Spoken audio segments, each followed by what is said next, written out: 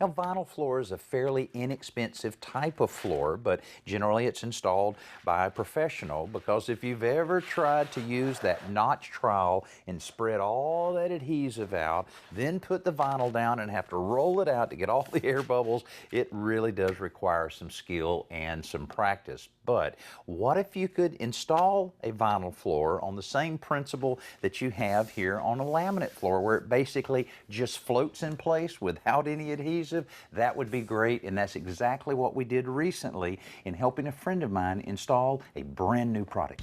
The product is called AirStep Evolution from Congolium, and it's a flexible sheet flooring with a fiberglass backing that's much thicker than traditional sheet vinyl, so that it can be installed either with or without adhesive. Well, this material ought to go down pretty well. Let's just get a rough measurement and everything. If you'll hold that right over there against the wall, actually. Let's go to the wall. We'll add a few inches to our measurements for doorways, but otherwise this is pretty straightforward since the room is almost square. And now we've got a few plates here we'll have to pat. Yeah, we had a water heater incident which flooded this room.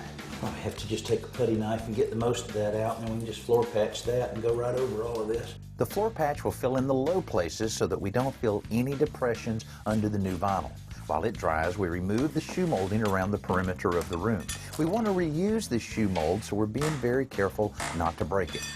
Outside, we roll the flooring out face down on the drive so that we can make our rough cuts. At about $2.75 a square foot, this stuff is pretty affordable, especially if you're installing it yourself, and almost anyone can do this project. We roll it back up in the opposite direction so that we can roll it out face up back in the room. One side of this tape sticks to the floor is really aggressive and will stick very well, but the other side supposedly has the ability, if you mess up a little bit, you can peel it. We'll see how all that works out. But let's go ahead and we'll put this down without peeling the backing off of it. So, ½ inch off the wall. The tape goes around all the walls to avoid any shifting while we're working. Finally, we're ready for the flooring. With 2 walls set, we can peel off the backing on the tape to hold the flooring in position on those walls.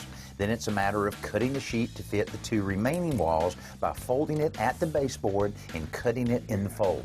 Cutting around the doorways takes a little more time, but it's still pretty easy if you have a nice sharp utility knife.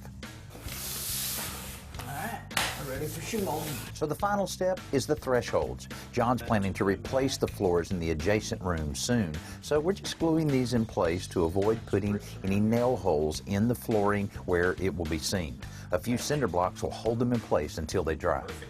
Well, John, one of the things, a big advantage of this, you don't have to wait for any of the glue to dry before you can get in here with your drop cloth and go ahead and paint this room out. Right.